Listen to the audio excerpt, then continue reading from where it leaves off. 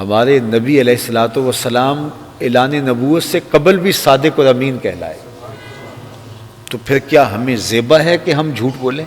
اور جب کوئی شخص جھوٹ بولتا ہے، صحیح حدیث ہے، اس کے منہ سے بدبو نکلتی ہے، عام لوگ نہیں اس کا احساس کرتے، نورانی فرشتے اللہ کے اس کو محسوس کرتے ہیں، اور رحمت کے فرشتے 1 میل پیچھے اس کے گھر سے ہٹ جاتے ہیں، جہاں وہ جھوٹ بولتا ہے جہاں، تو اس سے 1 میل پیچھے ہٹ جاتے ہیں۔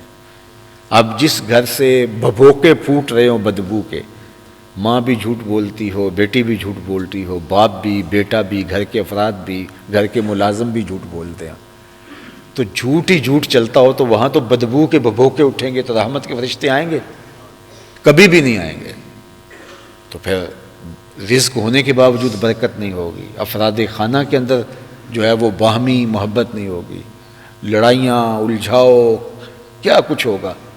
اب ہم نے یہ نہ سوچا کہ یہ جھوٹ کی نحوست ہے، ہم نے سوچا کسی نے تعویذ ڈال دی ہے، ہم نے سوچا کسی نے جادو کر دیا، ہم نے کہا کسی نے بندش کر دیا، کسی نے ٹونا کر دیا، اب بھاگے عاملوں کے پاس۔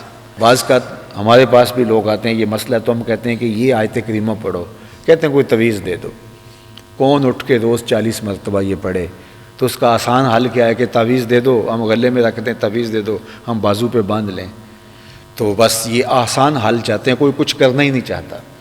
تو جب کوئی اتنا بھی نہیں کرنا چاہتا ہے تو اس کو کہا جائے کہ میاں تیرے گھر کی نحوست، تیرے گھر کے اندر جو بے برکتی، باہمی الجھاؤ، افراد کا ایک دوسرے سے دور رہنا، یہ جادو کی وجہ سے نہیں، بندش کی وجہ سے نہیں، ٹونے کی وجہ سے نہیں، تعویذات کی وجہ سے نہیں، تمہارے منہ سے پھوٹتے ہوئے جھوٹ کی وجہ سے ہے۔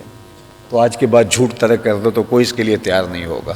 تو پھر سوکھا کام یہی نا، عاملوں کے پاس جاؤ، تو میلے لگے ہوں ان کے پاس، بڑے پڑھے لکھے لوگ بھی ہیں ان کے پاس بیٹھے ہوتے ہیں، عاملوں کے پاس، وہ کہتے ہیں نہیں اس نے بات بتا دی ہے، اور ہر عامل کہتا ہے بس ایک آپ کے خاندان میں خاتون ہے، اس کا چھوٹا سا قد ہے، رنگ اس کا تھوڑا سانولا ہے، تو اس نے سب کچھ کیا ہوا ہے۔ تو خاندان کے اندر ایک عورت تو ایسی ہوتی ہے، تو فوراً ذہن کلک کر جاتا ہے، اچھا ہاں اس عورت نے، خواہ کی نفرت بھی پیدا ہو گئی اور بیماری کا حل بھی نہیں ہوگا۔ وہ عامل نے کہا کہ یہ تعویذ وزن کے نیچے رکھ دیں، یہ دانتوں میں چبائیں، یہ ہوا میں لہرا دیں، یہ کریں، وہ کچھ کرنے سے اس کو ایک نفسیاتی طور پہ تھوڑا سا سکون ہو جاتا ہے، وہ کہتا ہے مجھے فرق پڑ گیا۔ کوئی فرق نہیں پڑتا، پھر 4 دن کے بعد وہیں ہوتا ہے، اس لیے کہ بیماری کا علاج نہیں کیا، بیماری وہ تھی نہیں، تشخیص صحیح نہیں ہوئی۔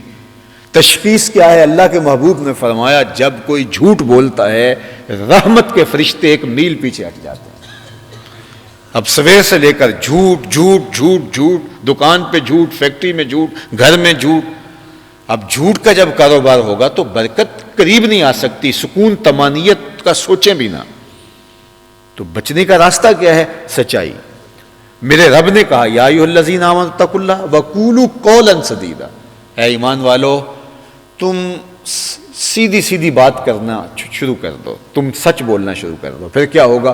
یصلح لکم اعمالکم ویغفر لکم ذنوبکم، وہ تمہارے اعمال بھی اچھے کر دے گا، تمہارے گناہ بھی معاف کر دے گا۔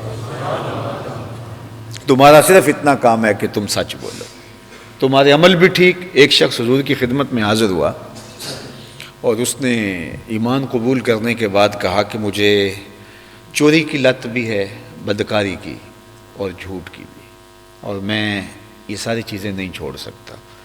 حکمت والے نبی نے کہا جھوٹ چھوڑ دے، یہ تو وعدہ کرتے، اس نے کہا یہ میرا وعدہ رہا۔ اب جب وہ واپس گیا، چوری کے لیے جی چاہا، چلنے لگا تو خیال آیا کہ اگر حضور نے پوچھ لیا تو یہ تو طے ہے کہ میں حضور سے جھوٹ نہیں بولنا، تو اب کیسے بتاؤں گا کہ میں نے چوری کی ہے؟ ترک کر دیا۔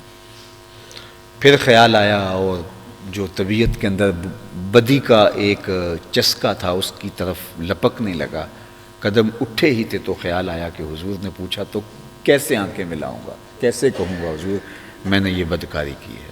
واپس پلٹ آیا، ایک جھوٹ چھوڑنے کی وجہ سے باقی برائیاں بھی ختم ہو گئی۔ اللہ فرماتا ہے تم سیدھی سیدھی بات کرنے کی عادت اپنا لو، پھر کیا ہوگا؟ یصلح لکم اعمالکم، تمہارے عمل ستھرے کر دوں گا، ویغفر لکم ذنوبکم، اور تم سچ بولنا شروع کر دو گے میں تمہارے گناہ معاف کر دوں گا۔